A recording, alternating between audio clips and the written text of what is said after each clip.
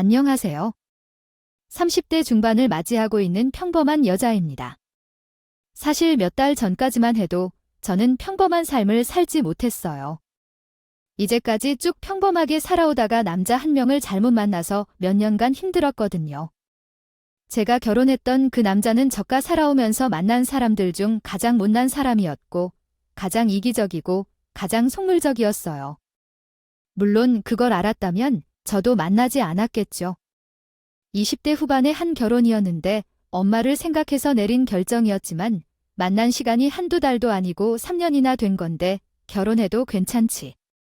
그런데 좀 걱정되는 게 너무 급하게 하는 건 아닌가 해서 말이야. 너 원래 유학도 가고 싶어 했었잖아. 상황을 봐가면서 바꾸는 거지 뭐. 원래 계획이라는 게 바꾸려는 거 아니겠어요. 그리고 엄마한테 하루라도 빨리 드레스를 입은 모습을 보여주고 싶어서 너도 아시잖아요. 우리 집 사죠. 그래서 어찌되었든 결혼을 서둘러서 어머님께 더 좋은 드레스를 입은 모습을 보여드리고 싶었어요. 그래서 어머님도 좋아하실 거예요. 요즘에는 조금 서둘러 결혼을 한 것 같아요. 20대 후반에서 결혼을 하는 사람들이 많지 않죠. 결혼을 서둘렸던 이유는 아픈 어머님을 생각했기 때문에 가능한 빨리 드레스를 입어야겠다는 마음이었어요. 어머님께 좋은 모습을 보여주고 싶었던 결혼이었죠. 그러나 3년이라는 오랜 연애 기간을 거쳤지만 서둘러 결혼을 한 것은 너무 낯설고 여러모로 정신이 없었어요. 그치만 너는 효도를 하기 위해서 이렇게 결혼했어요. 너희 언니는 결혼을 해서 잘 자리를 잡았는데 너는 이제 혼자예요. 아버지께서 제게 주신 사도 받아서 그러셨죠. 저는 아버지를 진심으로 존경하며 아버지께서 하는 말씀은 정말 소중한 가르침으로 여겨서 항상 귀를 기울였습니다. 어떤 어려움이 있을 때도 아버지의 현명한 조언을 받아 하나씩 어려운 문제들을 극복해 나갔어요. 한마디로 말씀드리면 아버지가 하시는 대로 따라가는 착한 딸이었지만 친정아버지의 자선사업재단에 꾸준히 기부해왔으며 아버지와 두 사람이 좋은 관계를 유지하셨습니다.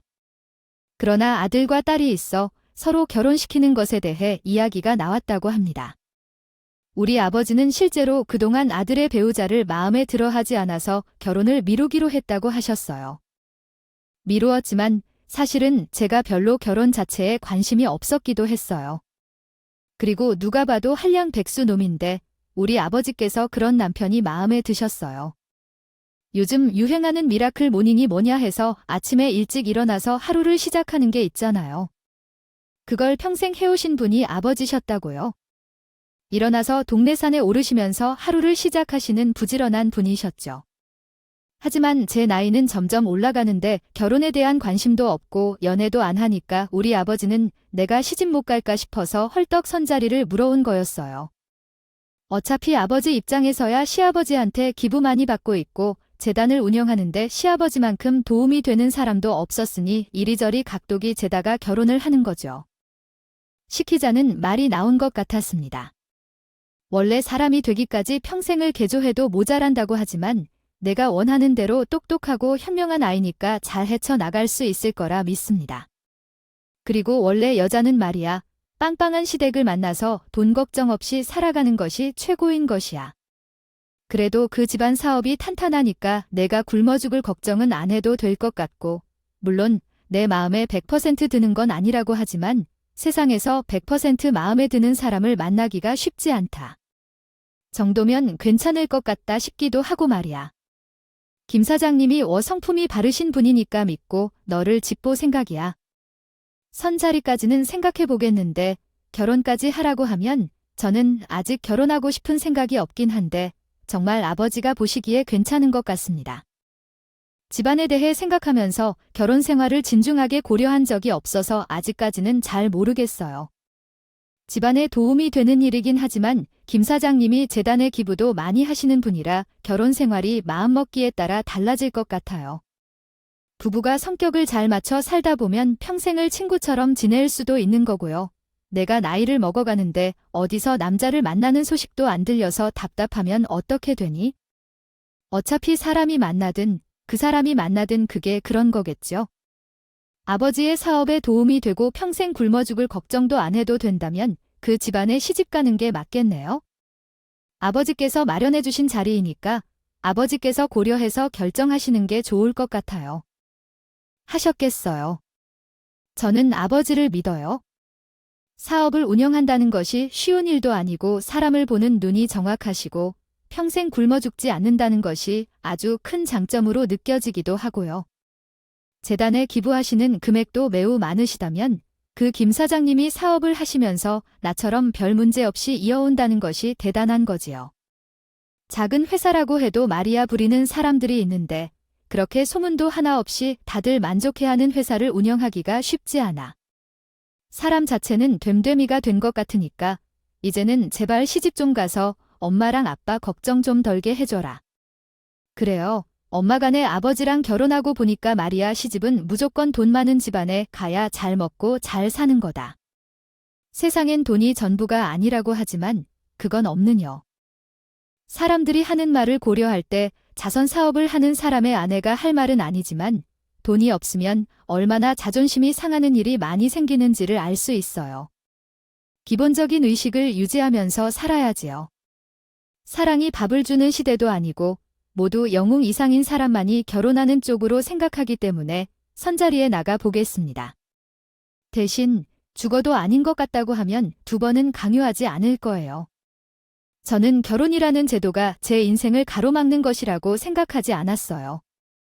결혼을 해도 제 인생의 갈림길이 갑자기 변하는 것도 아니라고 생각했죠. 그저 가족 관계에서 하나의 이름이 더 올라가는 것이라고 생각했어요. 물론 출산과 육아를 하게 되면 제 인생을 위해 희생할 시간은 줄어들 것이라는 사실도 인지하고 있습니다. 먹었을 거였고 그 나름의 즐거움도 있을 거라 생각했기 때문에 큰 고민거리는 아니었어요. 아무튼 우리는 양과 합의해서 자리를 잡게 되었고 서로 조건이 괜찮았기 때문에 물 흐르듯이 결혼 준비를 시작하게 되었어요. 결혼식을 올리고 신혼생활을 하는 것도 불편함이 전혀 없었습니다. 시아버지는 나를 복덩이라 불러주셨고 시어머니는 사채에 빠져 사느라 별로 제게 신경 쓰지도 않았어요. 내가 바라는 건 별로 없었어요. 그냥 너는 너대로 할 일하고 살아. 나는 친구들도 만나야 하고 쇼핑도 다녀야 하고 했어요. 할 일이 많아서 내 인생까지 신경 쓸 결심이 없으니까. 아, 너 혹시 백화점 VIP 카드를 가지고 있니? 있으면 나중에 내가 대기 좀 태워달라고 할 때 백화점에 말 좀 해주시겠니? 없다면요. 말고 이 느락인 오사계의 눈이 돌아서더라도 우리 복덩이가 이렇게 집 한 사람이 되었으니 내가 걱정할 바가 없어. 우리 아들이 조금 답답해 보일지 모르겠지만 말이야 서로 보듬어가며 사는 길을 바라는 마음이야. 시어머니는 제가 새로 나오는 명품들을 손에 쥐어 주었을 때 너무나 예쁘다 해주셔서 오히려 편안한 상대였다 생각하고 있었어요. 하지만 의외로 복병이 있었으니 그건 바로 남편이었습니다. 아무래도 남자들은 군대를 다녀온 뒤 결혼한 뒤에 철이 든다고 하잖아요. 나 또한 남편이 결혼 후에 철이 들 것이라고 생각하였는데 그렇지 않은 것 같아. 정말 매일 사고를 치는 사고 제조기가 아닌가 생각해. 현실로 이런 결혼 생활은 상상조차 못했던 일이었어요. 처음에는 그 문제로 속아서 그렇게 되었는데 남편이 집에 붙어 있는 시간이 거의 없었어요. 밤에는 계속 밤일 뿐이라고 말하고 낮에는 계속 낮일 뿐이라고 해서 어디에 있나 연락해봐도 답이 없었고 그냥 혼자 기다리기 지쳐서 잠이 들었어요. 다음날 출근해야 하는 업무가 있었기 때문이죠. 남편도 출근은 하지만 남들이 출근하는 시간에 출근하는 것이 아니라 늘 출근 도장도 자기대로 찍고 다니는 사람이었어요. 그래서 더 멋대로였죠. 사실상 사장의 아들이지만 오후에 출근해도 잔소리를 할 사람이 누가 있겠어요. 다들 어차피 아무것도 안 하고 자리만 차지하는 남편을 건드려 봐야 좋을 게 없으니까 모르는 척 무시했던 거예요. 남편은 자기에게 잔소리를 하는 사람이 없어서 오히려 기분이 좋아하면서 더 설정을 발산했어요. 개차반으로 했고 남편은 매일 같이 술을 마시고 늦게 들어와요. 제가 출근할 때도 코를 드르렁 코를 간지르고 자고 있어서 이렇게 잠을 자는데 방해가 되더라고요. 제가 밝은 편이기 때문에 그렇게 신혼을 각방에 들어가며 지내기 시작했어요. 그런데 어느 날 남편이 진탕을 마시고 들어와서는 한다는 소리가 마누라는 왜 이렇게 정 떨어져 있냐고 하고 차가운 거예요. 내가 결혼을 한 건지 아니면 집에 그냥 남처럼 살 동거인을 구한 건지 모르겠어요. 내가 술을 마신 채 들어와도 반겨주는 사람 없는 게 말이 되는 소리야. 집을 지키는 멍멍이들도 주인이 나타나면 반가워하면서 달려오지만 남편이 수치스럽게 들어오면 맨날 전날 처자를 빠져서 잠만 자고 있어요. 내가 돌아오는 시간에 맞춰 일어나서 기다릴 생각을 해야지. 속 괜찮은지 물어도 보고 꿀물도 가져다 주고요. 해야 할 일은 내가 집을 지키는 멍멍이가 아니기 때문에 나도 그런 행동을 하지 않아. 나는 직장에 다니는 사람이고 당신이 다니는 회사보다 훨씬 더 유명한 대기업에 다니고 있다는 사실을 알고 있어. 출퇴근이라는 것도 당신처럼 자유롭게 할 수 있는 것이 아니고요. 도대체 출근 시간이 그렇게 자유로운 직장인이 어디 있는지. 맨날 새벽 2시를 넘어서 들어오는 사람을 기다리라는 말은 좀 너무하지 않나? 나에게 그런 것을 기대하지 말아줬으면 좋겠어. 전 꿀물을 마시고 싶다면 아예 나가는 아침에 들어오거나 12시 전에 일찍 들어오는 것이 좋을 것이고요. 시대가 좋아졌다. 정말로 좋아졌어. 남편이 하는 말에 일일이 설명해야 한다는 것이 어떻게 가능한지 놀라워. 우리 엄마 시대에는 상상조차 할 수 없는 일이었어. 우리 엄마는 말이야, 아빠가 술을 마시고 어떤 시간에 들어오더라도 한자로 기다렸다가 꿀물을 타줬어. 그 정도만 되어도 부부의 정을 쌓을 수 있고 살아가는데 자기 말이 그대로 맞으면서도 우겨함은 뭐냐고 나는 얼마나 어이가 없는데 허두로 나더라고요. 솔직히 말하자면 저는 무슨 없는 집안에서 태어나서 남편의 돈이 없어도 생계가 어려울 정도는 아닌 행운에도 이끌려서 혼자 잘 먹고 잘 살 수 있어. 그런데 왜 나를 못나다 하고 대접하는지 황당하기만 해. 서로 의견을 나누며 합의점을 찾아야 하는데 우리는 대화를 통해 합의점을 찾기 어려워. 만약 당신이 그러한 것을 바라는데 그런 식으로 너의 말에 무조건 복종할 수 있는 못난 여자를 만나면 돼. 왜 나를 만나서 고생을 하는지도 모르겠어. 솔직히 말하자면 나는 복종하며 하늘 같은 남편이 최고라고 생각하지 않아. 여기까지였나 봅니다. 그 말의 끝으로 바로 짐을 싸서 친정으로 왔었어요. 남편은 제가 고개를 숙이고 들어올 줄 알았는지 짐을 싸서 나가니까 멍하니 바라만 보고 있더라고요. 그때는 신혼 4개월 차였던 일이었어요. 우리 부모님은 당연히 황당해 하셨죠. 아무리 부부싸움을 했더라도 신혼 4개월 차에 짐을 싸들고 방을 틀어박을 거라고 생각은 못 하셨을 테니까요. 나한테 술을 먹고 돌아와서 꿀물을 타달래 잠을 안 자고 기다려달래요. 그 말을 어찌 들어줘야 할지 모르겠어요. 내가 뭐 팔아먹은 게 아니고 생활비도 제대로 주지 않으면서 혼자 다 쓰고 있으면서 게다가 출근은 얼마나 자기 마음대로 하는지 보고 있으면 답답해 죽겠다니까요. 게을러도 너무 게을러져서 사람이 덜 됐다고 생각해. 나한테 시어머니가 운운하면서 비교를 하지만 내가 그런 것 같지 않아요. 말까지 들어가서 이 결혼 생활을 왜 유지해야 하는지 모르겠다고요. 제가 울분을 토해내면서 이야기를 하는데 우리 부모님 표정이 심상치가 않더라고요. 사실 두 사업가 집안이 결혼식을 올렸으니 얼마나 성대하게 올렸겠죠. 사업에 관련된 사람들도 전부 다 초대를 했고 호텔에서 으리으리하게 결혼식을 올렸는데 4개월 만에 이혼하게 됐어요. 하면 분명 뒷말이 나올 것이 분명했을 거고요. 솔직히 말해서 결혼 생활이란 게 말이다 30년 이상은 따로 살아온 사람들이 갑자기 같이 살게 되었는데 어떻게 한 번에 합이 맞을 수가 있겠니? 처음에는 다 그렇게 투닥거리면서 부딪히고 하는 거지. 그리고 아버지가 자손사업가인 우리 집안 딸이 결혼 4개월 만에 이혼을 한다고 하면 얼마나 뒷말이 많이 나올 것 같군요. 결혼 후 이혼한다면 여성 측이 손해를 입는다는 걸 아시죠? 다른 사람이 아니라 제일 많이 기부하는 집안과 결혼하게 되어서요. 아버님의 사업 대부분 자금이 여러분 가정에서 나오는 돈이니 만약 이혼한다면 그 기부금 문제도 있을 것입니다. 여기서 여러분의 아버님과 시아버님은 호영호자하던 사이였지만 그 관계가 무너지게 될 수 있습니다. 아버님의 입장에서도 한번 생각해보고 이혼을 원하는 이야기를 다시 한번 곰곰이 생각해 보시는 것이 좋을 것 같습니다. 제가 원래는 칼을 끌었으면 당연히 물러나야 하는 성격을 가지고 있지만 친정의 부모님께서는 미래에 대한 걱정과 만류를 하시니 저도 어떻게 해야 할지 참 막막하네요. 모르겠더라고요. 막말로 제가 그냥 개가지나 보다 하고 한번 참았어야 했던 것인지 그랬더라면 부모님께서 걱정하실 일도 없었을 테니까 하는 생각이 들었죠. 친정에 며칠 지내면서 고민을 해야겠다 했는데 딱 하루 지나니까 시아버지가 저에게 연락을 하시더라고요.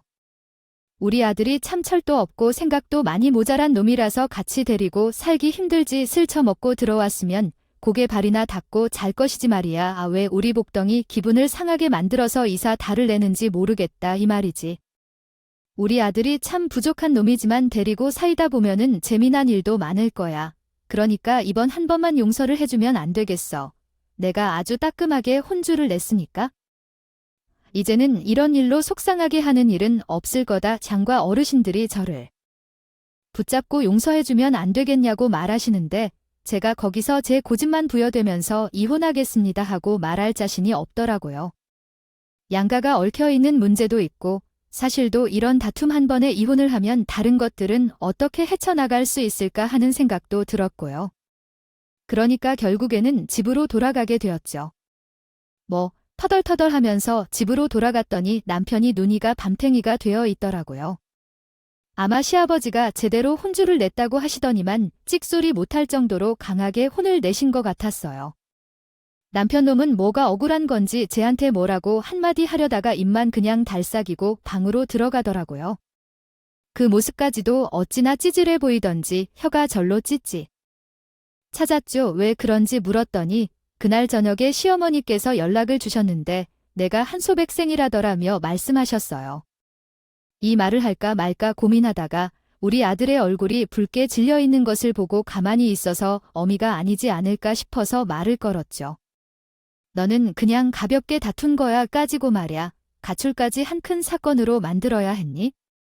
아니야. 그게 얼마나 심한 싸움이었길래 가출까지 했다는 거야? 아니, 우리 아들이 꿀물을 마시고 싶어서 꿀을 타려고 한 거겠지? 그거 한 잔만 줘도 되는데 무슨 일로 그렇게 화를 냈어? 내가 정말 속이 상해서 한마디만 하겠다던 시어머니께서 10마디를 하셨고 나는 일단 잠자리에 눕고 듣고 있어야 했어요. 거기서 더 얹고 말해도 잔소리만 길어진다고 푸념이 섞일 거니까요. 말이었으니까 한 귀로 듣고 한 귀로 흘리면 된다고 생각했어요. 우리 남편이 말이다. 아들에게 손찌검을 하는데 그 모습이 얼마나 무섭던지 나까지 바짝 졸아붙어서는 아무것도 못했어요. 아들한테 하나도 못 들려주고 나까지 얼마나 마음이 아프고 죽겠는지. 이게 다 내가 경거망동하는 일 아닐까? 그러니까 지금이라도 우리 아들에게 미안하다고 하고 계란 마사지를 꼭 해주라. 계란 마사지를 해주라는 말이 어이가 없어서 진짜 할 말이 없더라니까. 시아버지가 엄격하게 남편을 잡듯이 잡으면 뭐 하겠어요? 시어머니가 가난히 대하듯이 오냐 주고 있었는데요. 남편이 왜 저렇게 아무것도 못하는 바보 멍청이가 되었는지 딱 알겠어요. 그게 다 시어머니가 만든 것 같아요. 그러게요. 이렇게 생긴 아들이었죠. 머리부터 발끝까지 조냐오냐 구리 아들이라며 말씀하셨습니다. 저는 그 모자를 고려하지 않으면서 지내왔고 반면에 시어머니와 남편을 멀리하면서 시아버지와 친해지게 되었습니다. 시아버지는 그 후 종종 연락을 취하시며 제 남편과 제 사이에 어떤 문제가 있는지 확인하시고 어떤 문제가 생기면 언제든 연락하라고 알려주셨습니다. 저는 시아버지와 꽤 많은 이야기를 나누게 되었는데 시아버지도 같이 대화하는 것을 즐기시며 편안해하시는 것 같았습니다. 이러한 종류의 회사 이야기도 많이 해주셨어요.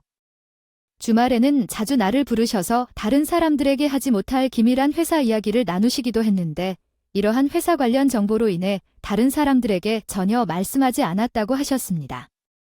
최근에 거래하던 사업체의 주식이 상장되어서 투자할 만한 좋은 기회가 생겼다고 하셔서 공모청약에 관심을 보이시더라고요. 들어가면 있는 돈 털어서 한번 해봐에 제가 다니고 있는 회사에서도 약간 브레인 쪽을 맡고 있었기 때문에 회사 경영이라는 것이나 돈을 굴리는 법에 대해 관심도 많고 잘 알고 있는 편이었거든요. 저랑 같이 일을 하고 있는 회사 사수들이 재테크 천재들이라는 정보를 들은 적이 있기도 했고요. 시아버지랑 그런 이야기를 하다 보니까 시아버지가 저한테 사업 눈도 밝고 똑 부러진다고 말을 하셨죠. 참으로 우리 아들 대신에 사내로 태어났어야 했는데 아쉬워한다. 이 정도 배짱도 있고 결단력도 있는데 사업차 한번 묵묵히 자여서 운행했으면 참 잘했을 것 같은데 말야. 아, 아버님 그게 무슨 말씀이세요? 요즘 시대의 성별이 무슨 상관이냐고요? 그 생각하시는 거 자체가 요즘 말로 노땅이라 하는 거예요. 시대에 맞춰서 트렌디하게 생각해야죠. 살면서 경영도 바뀌는 거죠. 그렇지 않나요?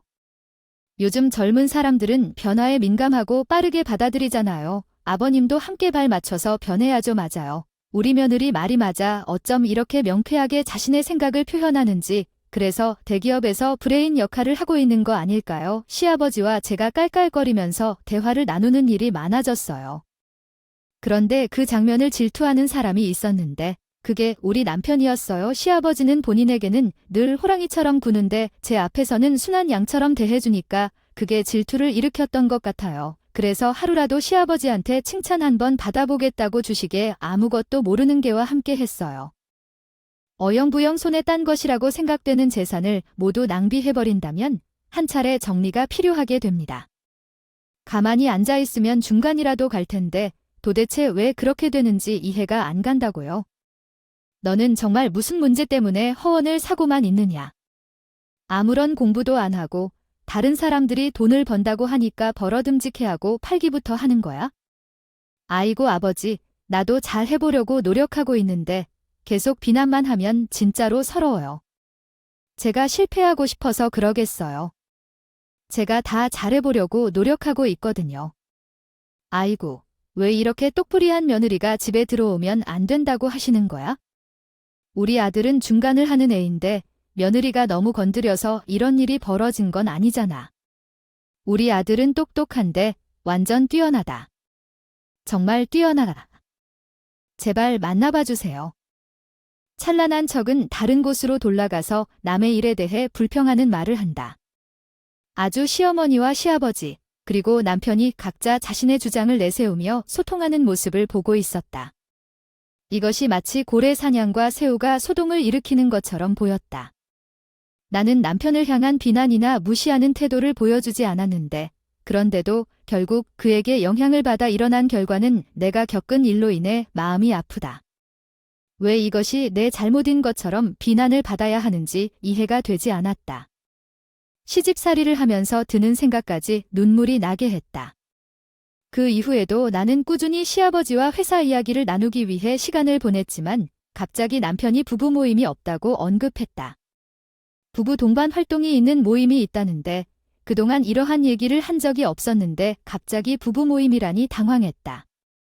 어떻게 준비를 해야 할지 모르겠다. 사업과 집안일로 바빠서 내 아내와 아들과 함께 부부 모임에 참석하는 것을 고려하게 된 것일지도 모르겠다. 가야겠고 당신은 워낙 똑똑하시니까 그 사람들 앞에서 기죽지 않고 잘할 수 있겠지?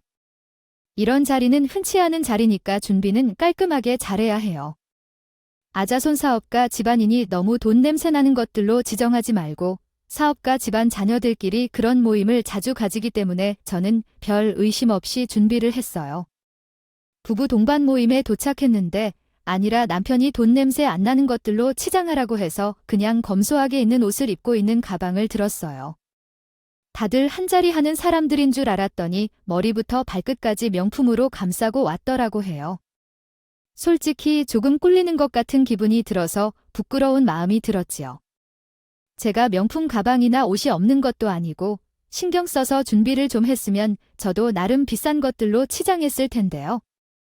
저만 너무 초라해 보이더라도 그래도 사람들이 다들 인성이 좋은지 뭔지는 처음 가는 자리니까 적응할 수 있게 어색하지 않게 해주려고 노력하며 말도 붙여줬어요. 그런데 우리 남편이 코골이가 아니겠어요라며 그러면서 한다는 소리가 제게 대하는 말이었던 것 같아요. 비록 까내리는 말들을 듣더라도 와이프 여러분들께 한 가지 부탁을 드려도 될까요? 우리 마누라를 보시다시피 머리부터 발끝까지 촌스럽지 않겠어요. 제가 정말 보고 있으면 속으로 이상해할 정도라는 말이었습니다. 아, 자선사업가 바닐라 그러는 건지 옷도 입는 게 제대로 못하는 것 같지 않나요? 여기 계신 사모님들도 좀 도와주실 수 있지 않을까요? 머리부터 발끝까지 명품이 무엇인지도 좀 가르쳐 주시고 우리 어머니도 어떻게 했는지 알려주시고요. 아이고, 우리 집에는 뭐가 없다고 그러는 말씀을 하시네요. 정말 멋져지고 좋은데 명품이 무엇인지요? 별관과 잘 어울리는 옷을 입으면 그게 명품이라고 생각하시나요? 특히 좋은 소리만 해주시기로 하셨나요? 사모님 같이 고품격이 몸에 배인 사람들만 그렇다는 건가요? 우리 마누라는 영 어찌 명품을 입어도 동 티가 나는지 몰라요. 역시 집안 내력은 숨길 수가 없나 봐요. 봉사 많이 다닌다고 하길래 착하고 고운 마음씨를 지닌 줄 알았는데 부부싸움 해보니까 그것도 아니더라고요. 얼마나 싸나운 건지도 모르겠어요. 제가 아주 기가 팍팍 죽더라고요. 앞으로는 마누라한테 찍소리도 못하고 사는 건가 싶었어요. 아니, 세상에 다른 사람도 아니고 자기 마누라를 까는 인간이 어디에 있을까요? 아무리 질투에 눈이 멀어도 사나이 촌티난에 그런 말을 사람들 앞에서 대놓고 하는 게 남편이 할 짓이냐고 솔직히 말하면 너무 부끄러워서 그렇죠. 자리를 박차고 일어나서 도망치고 싶은 마음이 굴뚝같이 들었습니다. 그거 말고도 누구는 코넬대, 누구는 뉴욕대, 누구는 어디로 유학을 갔다가 돌아왔다는 이야기를 하는데 남편은 계속 사사건건 우리나라 출신이라는 것을 강조했습니다. 아유, 국내파도 국내파 나름이지. 그래도 우리나라에서는 알려진 대학 출신인데 왜 그러세요? 유학이라는 것이 잘 되면 좋겠지만 망가질 수도 있는 사람이 있기 마련이라며 그렇다면 국내에서 열심히 공부하는 것이 더 좋겠지라고 얘기했습니다. 아니야, 적어도 국내파로 인정받아야 한다고 생각해. 수능을 보는 것도 쉬운 일이 아니잖아. 사모님도 좋은 말씀을 해주시는 거야? 어쨌든 해외 유학생에 비할 수 있는 이름은 아니잖아 라고 덧붙이며 내가 내 아내가 해외 유학까지 다녀왔다면 정말 눈도 못 마주치지. 뻔한 일이었죠? 뭐 그날 크리스마스라도 한 사람처럼 처음부터 끝까지 저에게 딴지를 걸면서 내리는데 얼굴에 경련이 일어날 것 같았어요. 모임 자리 2시간이 시간처럼 느껴졌는데 겨우겨우 모임을 마치고 집으로 돌아오면서 남편에게 버럭했어요. 이런 꼴을 만들고 싶어서 부부 동반 모임에 참석하라고 한 건 아니에요. 도대체 나보다 더 학벌이 안 좋은 사람이 몇인데 국내파 타령을 하는 건지 당신 그거 나만치 내린 게 아니라는 사실은 알아둬야 할 거려. 아무튼 다음부터 부부 동반 모임에는 안 나갈 거예요. 아, 왜 이렇게 발끈을 해서 말을 해? 아니, 나는 그냥 있는 사실만 가지고 말을 한 건데 다음에도 같이 가야지. 부부 동반 모임인데 내가 뭐 이혼을 했어? 어찌하여 그냥 참고 넘어가기에는 여기가 받아서 고소한 상태로 시아버지에게 알렸다. 불같은 성격을 가진 우리 시아버지가 노바에 대발 난리가 난 것은 자명한 일이 아니겠어요? 남편은 찍소리도 못하고 시어머니는 젖째려 보면서 호통을 치고요. 사건 하나하나 다 언급하세요. 내가 국내파라는 게 뭐, 옷을 잘못 입는 게 뭐 없는 소리 한 것도 아닌데 왜 애를 이렇게 잡으세요? 편을 들어야지. 아, 그렇다면 어디 가서 당신이 무식하다는 소문이라도 퍼졌을 때 당신은 자존심을 버리고 웃으면서 있을 수 있을 것 같아요. 당신은 고조인 거 부끄럽다고. 어디 가서 말하지 말라고 내가 그것을 숨기느라 얼마나 힘들었는데. 뭐가 어째 며느리 정도 가져야 우수한 학벌인지. 아, 지금 이대로라도 제대로 졸업하지 못한 종자다. 마누라에게 할 말이 있었어요. 시어머니는 고졸인데 왜 그걸 숨기느냐고 화를 내시고 시아버지는 부끄럽다고 생각하면 가만히 있으라고 말씀하셨다. 그러다 부부싸움으로 번지게 되었죠. 하지만 진짜 문제는 이제부터 발생했어요. 어쩜 미리 까도 양파 같은 사람인지 사고가 쉴 틈이 없었어요. 남편이 회사에서 갑자기 해고 당하는 일이 벌어졌거든요. 저는 정말 그런 상황을 상상조차 하지 못했고 회사에서 근무하고 있는 동안 시도할 생각도 하지 못했어요. 남편이 회사 자금을 야금야금 횡령했다는 소식이 들렸어요. 그런데 또 이 사건의 배경이 상상 초월하게 어렵더라고요. 처음에는 인터넷 불법 사이트에서 게임을 하느라 자신의 월급 돈을 야금야금 쓰기 시작했다고 해요. 그러나 해당 사항에 대해 계속 조사를 진행하면서 점점 불법 사이트에서 게임을 운영하는 사람들의 수법이 커지고 있다는 이야기를 들었어요. 우리 멍청한 남편은 그 사실도 모르고 그 함정에 빠져들었어요. 남편은 더 이상 본인의 월급으로 게임 머니를 충전할 수 없게 되자 회사 자금을 빼돌려 몇천만 원을 횡령했어요. 사실 만약 그 회사가 큰 기업이었다면 티가 나지 않았을 수도 있지만 시아버지의 회사는 큰 기업이 아니었기 때문에 예의주시됐어요. 시아버지는 자금까지 일일이 확인하지 않았기 때문에 그때까지는 알지 못했다고 해요. 그러나 이 사건이 드러나면서 그것이 저희 때문이라는 것이 드러났어요. 어느 날부터 남편이 조금씩 제공했던 생활비를 제공하지 않기 시작했고 이것도 점점 커져가고 있습니다. 주기 시작했고 제가 생활비를 달라고 했으나 게임하는데 돈을 다 써버렸으니까 돈이 어디에 있겠어요. 못 주는데 발뺌을 한 거죠요. 당신은 요즘 어디서 뭘 하고 있길래 조금이라도 보태던 생활비까지 꿀꺽하고 그래? 돈을 쓸 일이 뭐가 있다고 그래? 봐야 술값 쓰는 정도 아니에요. 아, 당신 딱히 친구들과 술을 마실 때만 빼고는 안 만나잖아요. 그 친구들이 거지들이라고요? 왜 매번 친구들이 술값을 결제해야 하는 건데요? 아, 친구들 만나면서 그런 거 아니에요. 그냥 내가 돈을 쓸 곳이 있어서 좀 쓴 거예요. 사람을 왜 몰아붙이면서 말을 하는 거죠? 그래 언제부터 내가 하는 것에 신경 썼다고 그냥 생활비를 마련해서 줄 테니까 그냥 좀 기다려주세요. 그렇게 채광하는 것보다 이 집구석에 돈을 써보고 싶겠어요. 남편이 오히려 큰 소리를 치니까 이놈이 진짜 바람인가 난 건 아닌가 의심했지만 다시 생각해보니 그게 그거였어요. 나름대로 확인해볼 만한 기회가 없었는데 계속해서 동태만 살펴보고 있었죠. 그런데 시어머니가 다시 저에게 한마디 했어요. 너 요즘 선물이 없어도 너무 빈티 나고 있어. 예전에는 선물이 해야지 하다 자할 말이야. 하지만 요새엔 왜 선물이 없이 오느냐? 너 시집살이 하고 싶은 건가? 하나하나 마음에 안 드는 게 가득해서는 안 되는 것 같아. 우리 아들이 너랑 결혼하겠다고 해도 내가 어떻게든 말려야 하는데 자선 사업하는 집안이 돈이 있으면 얼마나 있겠냐고 그렇게 말려야 했어. 그런데 시어머니는 저에게 선물을 사오지 않으면 시집살이를 시키겠다는 협박까지 하기 시작했어요.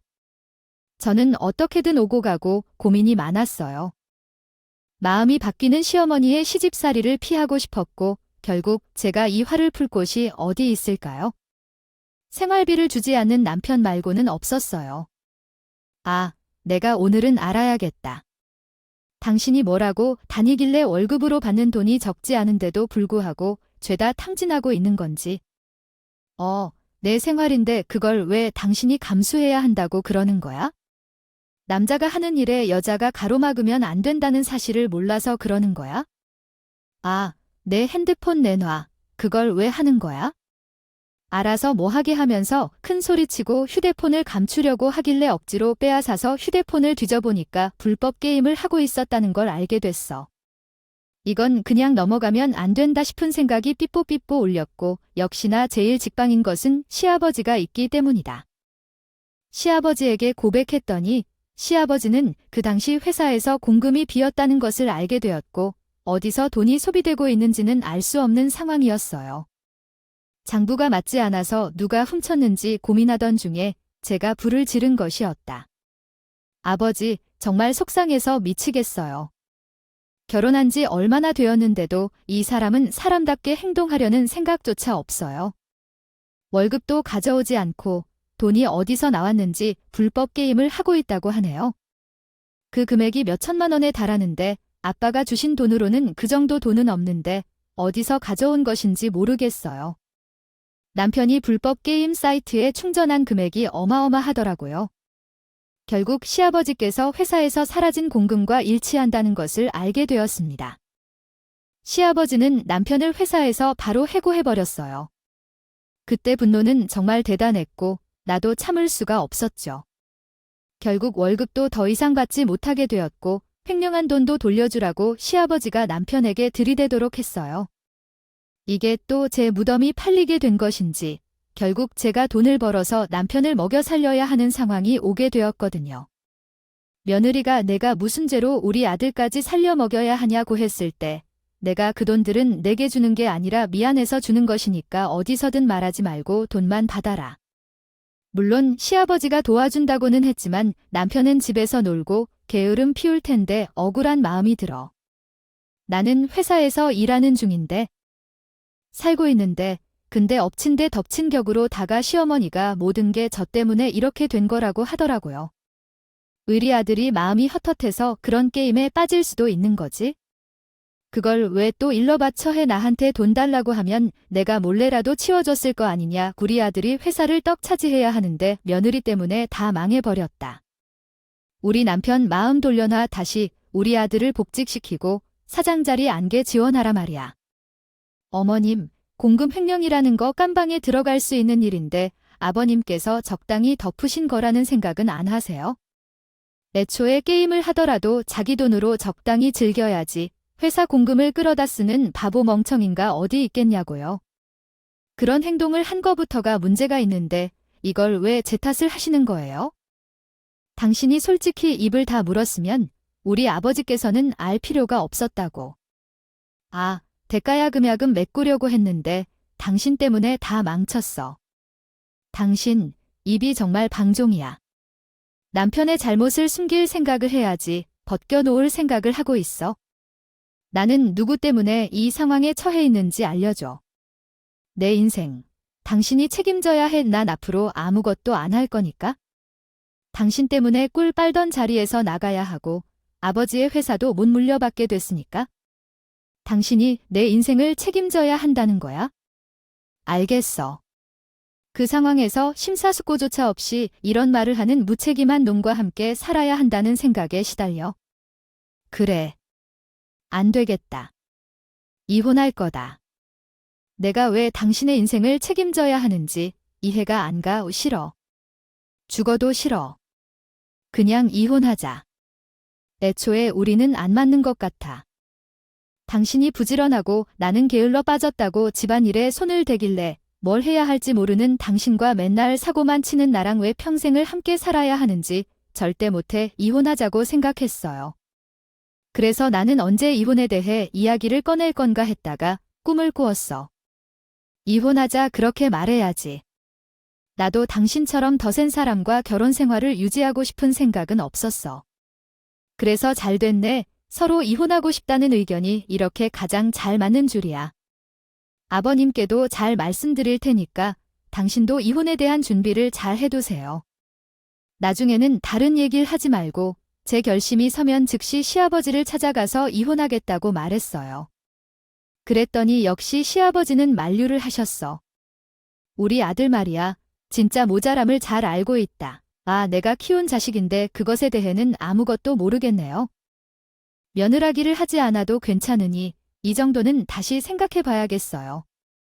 며느리까지 없으면 무엇을 믿고 살아야 하는지 갈피를 잡기 힘들어. 아버님이 저에게 솔직하게 말씀할 테니 내가 있을 때까지 모든 것을 털어놓겠어요. 저는 그 이야기를 듣고 난 뒤 아버님이 이혼을 말리실지 모르겠어요. 제가 본 것을 그대로 솔직하게 전해드린 거예요. 남편이 불법 게임을 하고 있다는 사실을 알게 된 이후로 설마 아직도 그 게임을 하고 있는지 궁금해서 씻는 동안 휴대폰을 확인한 적이 있었어요. 비밀을 알고 나서 아버지께 그 이야기를 했더니 깜짝 놀라시더라고요. 아니, 천하의 몹쓸 놈이 지금 그런 짓을 하는 걸 저주받을 거야? 배은망덕한 놈 같으니라 어떻게 그런 비도덕적인 행동을 할 수 있어? 지금 당장 가서 고쳐야 할 문제예요. 이대로 내버려 두면 못 견디겠어요. 살 것 같아요. 제 인생에서 더 이상 결혼 때문에 시간을 낭비하고 싶지 않아요. 그냥 고운 말로 이혼하고 싶어요. 남들의 시선 신경 쓰기 싫고 비밀을 공유하게 된 시아버지도 이제는 아들과 함께 살 수 없다는 말을 못하더라고요. 어쩔 수 없이 이혼해야 한다고 하셨고 저는 이혼 준비에 착수했습니다. 당연히 남편이 잘못한 게 더 많으니까 위자료 소송을 제기했어요. 위자료를 왜 나한테서 찾냐며 당신 양심도 없이 돈을 요구하냐 솔직히 말해서 재산은 당신이 더 많은데 왜 내가 돈을 주어야 하냐고요. 대기업에서 일하면서도 월급을 많이 받지는 않았지만 오히려 재산이 분화되어서 내가 돈을 더 많이 받아야겠다고 생각했죠. 정말 무식함의 끝이 없는 것이라고 하더라고요. 해볼 일이 있다면 해보라고 한다면 유능한 변호사를 선임해야 할 것 같아요. 누가 봐도 당신이 유책 배우자라는 사실을 인정해야만 합니다. 다만 재산을 빼앗길 것이란 생각이 드는 것에 대해 참을 수 없어 어디서 부른 말로 일을 벌이고 있나요? 우리 아버지가 사업가라는 점을 기억해야 합니다. 어차피 나와 아버지만 있기 때문이죠. 그나마 이해관계가 유지되고 있던 당신이 사라진다면 나에게 사업을 상속해줄 거라는 이야기는 예측이 쉬운 결론이 아닐까 생각해 봅니다. 원래 사업은 종족증이라는 것을 알아두시니까 회사원뿐인 당신이 어떻게 나를 이길 방법을 찾을 수 있을지 의문스럽습니다. 종족증을 좋아하는 모양입니다. 정말 이해를 할 수 없어요? 그럴 만하다면 한번 좋은 일을 해보세요. 길고 짧은 건 알아볼 필요가 있네요. 그렇게 난리를 일으켜 볼 수밖에 없었죠. 한번 해보세요. 그리고 결국 이혼 소송에 휘말린 이후 3개월에 한 번 열리는 부부 동반 모임이 다가오고 있었죠. 그리고 나는 어떤 이의 초대로 그 자리에 참석하게 되었습니다. 솔직히 맘속으로 가지고 싶은 생각은 없었습니다만 그 자리에서 남편에게 완벽한 복수를 하기로 마음먹었기 때문에 어쩔 수 없이 그 자리에 참석하게 되었어요. 남편과 저는 이혼 소송 중이었고 서로 조정 과정에서 내가 살라니 하는 논의로 법적 분쟁이 지속되고 있었거든요. 이 자리에서 본격적인 조치를 취해야 한다고 생각했죠. 부부 동반 장소에 먼저 도착해서 사람들과 대화를 나누고 있었는데 남편이 늦게 도착했어요. 그래서 저를 보고 놀라서 말을 했거든요. 얘야, 넌 나랑 이혼 소송 중이지 않니? 내 마누라도 아니고 여길 왜 오냐? 당장 꺼져. 내가 보고 싶네. 이처럼 뻔뻔하게 말했고 옆에서 팔짱을 끼고 여자를 데리고 나타났어요. 그 여자 역시 저도 아는 사람이긴 했지만요. 모르는 척했어요. 그 여자는 제 남편의 휴대폰을 뒤져 발견한 상간녀예요. 이미 존재를 알고 있었지만 모르는 척하고 있었거든요. 이혼할 때 결정적인 증거로 사용하고 싶어서 증거를 인멸할 시간을 주지 않기 위한 목적이었어요. 당신 옆에 있는 사람은 누구예요? 누군데 그렇게 다정하게 팔짱까지 맞잡고 나타났는지 궁금해요. 아, 나도 어디서 한번 소개해 줘봐. 가증스럽기 때문에 모르는 척한 거야? 이미 알고 있던 거니까요. 아니었어요. 모르면 내가 소개해 주겠어요. 내 새 마누라가 될 여자예요. 너랑 이혼 소송 중이잖아. 아, 나도 새 여자 만날 수 있지 않겠어? 아, 너랑 이혼 소송하겠다고 한 이후로 만난 거니까? 이건 불륜이 아니에요. 멍청한 건지 무식한 건지? 아니에요. 우리가 아직 이혼 서류를 제출한 것도 아니고 혼인 기간 중인데 왜 불륜이 아닌가요? 당당하게요. 머리를 비우고 티내지 말라고. 좀 너랑 나랑 어차피 이혼하기로 했잖아. 이혼하기로 한마당에 이게 왜 불륜인데? 얘야, 너 내 마늘 아니잖아. 그러니까 좀 꺼져라. 이 자리에 내가 왜 나타나냐. 불결하게 소리를 지르던 남편이 갑자기 제 옆에 파트너로 앉아있는 사람을 보더니 깔깔 웃더라고 해요. 저도 혼자서는 가지 않았거든요. 야야, 너도 무슨 파트너를 데리고 왔어. 그러면서 나한테는 불륜이 뭐니 한 거냐 야. 진짜 레노란 분 장렬이다지는 불륜 당당히 하고. 나는 안 되냐고. 그 말에 내 옆에 앉아있던 분이 일어나면서 남편에게 명함을 건네요. 명함을 보고 남편이 얼굴이 새빨개지더라고요. 전 당연히 여유롭게 그런 남편의 표정을 바라보고 있었죠. 제 옆에 앉은 사람은 다름 아닌 시아버지 회사에서 일하는 고문 변호사였던 남편은 회사에 다녔다는 인간이 고운 변호사도 모르고 알아보지 못했어요. 출근해야 하는데 얼굴도 모르고 무슨 할 일을 하는지 알 수가 없어요. 거기 있는 사람들은 전부 수상하게 보이기 시작했어요. 아무리 생각해도 상황이 이상해요. 자기 아들에게는 변호사가 아니라 이혼 소송을 해줄 며느리 변호사를 선임해주는 시아버지인데 이번에 사장님께서 변호를 맡아 달라고 하셔서 대신 이혼 소송을 맡게 되었습니다. 여기서 첫 만남을 할 때 좀 아쉬워요. 뭐라고? 아버지가 호은 변호사가 왜 그 여자를 변호해? 당신 미쳤어? 이건 아니다. 나를 변호해야 하는 건 나이 애를 변호하고 뭐가 일어나고 있지? 이혼 소송과 더불어 횡령 및 배임으로 고소해야 하는 상황이 생겼습니다. 아직 모르는 거 있나요? 여기 계신 사장님 아드님과 내 연인 두 분 모두 고수장 오늘 사라졌을 텐데 사실은 내 연인의 정체가 남편의 횡령을 돕던 회사 직원이었어요. 남편의 휴대폰을 뒤져 불륜 증거를 찾다가 횡령 사건을 발견하고 대화 내용까지 확인했고 사진까지 찍어냈어요. 누군지 모르겠으니 시아버지께 물어보니 시아버지가 놀란 채 회사 직원이라고 했어요. 횡령을 함께한 증거 메시지도 있어요. 둘이 내용이 관련돼서 회사 직원이라는 게 꿈에도 몰랐네요. 회사도 잘 안 나가던 사람이 바람 피울 능력이 있었나 봐요. 이런 놈이 전화로 혹시 쳐 죽일 사람을 보겠나 감히 바람까지 피우고 사무실 여직원과 횡령을 해내네. 이런 일들을 가만히 둘 순 없겠어요. 이혼해야 할 것 같아요. 변호사를 붙여드리겠습니다. 그러니 이혼을 하세요. 남편에게 사실대로 말하니 믿을 만한 게 아니라는 듯이 이런 일이 있을 리가 없다고 고개를 끄덕이면서 왜 다른 여자에게 그런 호의를 베풀어야 하는지. 불륜이 아니야. 불륜 사실을 숨기려고 이렇게 거짓말을 하는 게 아닌가 싶어. 빈수레가 고요 없이 요란하다. 소란스러워.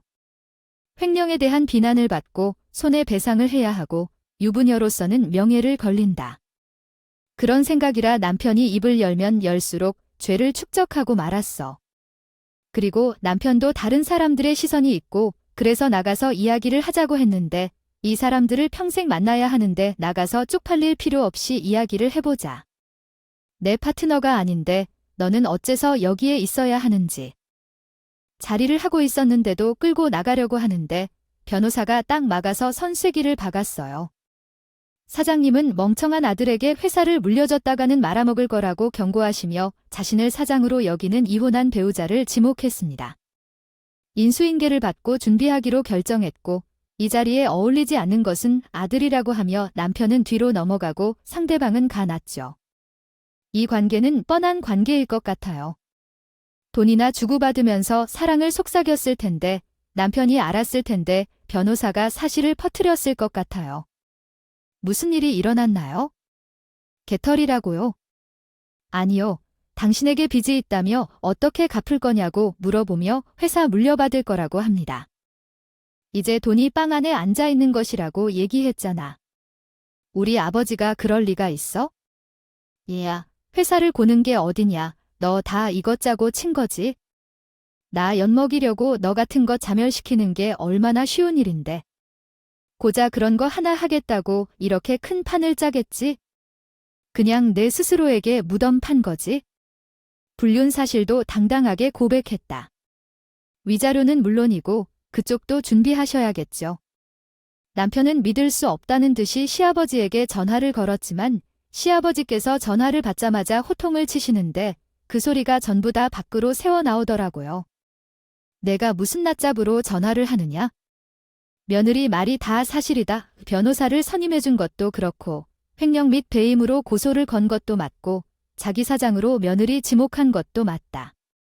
내가 너 같은 것한테 뭘 믿고? 회사를 맡겨서 죽어도 안 된다. 정신 못 차리는 인간한테는 한 푼도 주지 않는다. 남편은 망연자실했고 상간녀는 그대로 주변 눈치만 보다가 주행낭치더라고요. 그 많은 돈을 어떻게 다 갚고 개털도 없는 대랑은 못 살 거라는 말을 마지막으로 흩뿌리듯 남기면서 말이에요. 전 남편은 말 그대로 여기서 배신, 저기서 배신. 정신을 못 차리던 멍청한 짓을 했다고 하는데 거기 있던 사람들이 죄다 한마디씩 하게 만들었죠. 내가 멍전고 맞아. 그래 내가 총이야. 당신 없이는 아무것도 할 수 없는 바보처럼 왜곡해. 내가 너무 아무것도 생각 못했어. 한참도 모르고. 내가 멍청한 짓을 했어. 용서해줘. 우리 아버지 마음을 돌릴 사람은 당신뿐이야. 게임도 안 하고 바람도 안 피게 우리 이유 없던 걸로 하자. 내가 그냥 숨만 쉬면서 조용히 지낼게. 제발.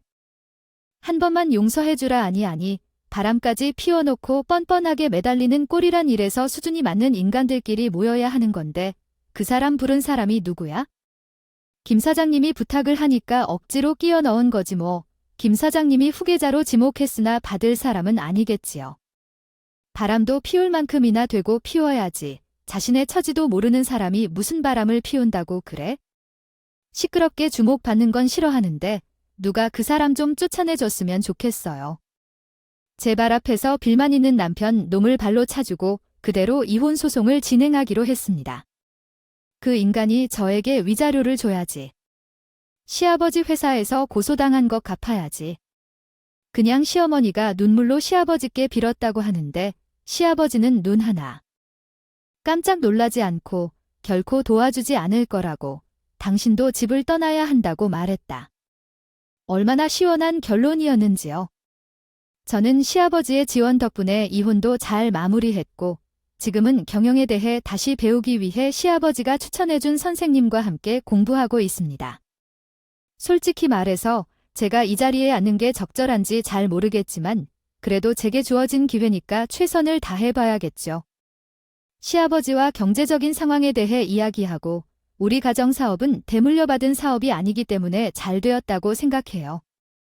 친정의 재단은 전문 경영자에게 맡기기로 했고 저는 시아버지의 의지에 따라서 사장 자리를 꼭 차지하고 끝까지 성공해 보겠습니다. 처음에는 제 이야기가 조금 답답했을지라도 어떻게 받아들인 건지 모르겠습니다. 많은 비판보다는 응원을 부탁드리며 여러분도 모두 부자가 되시길 바랍니다. 감사합니다.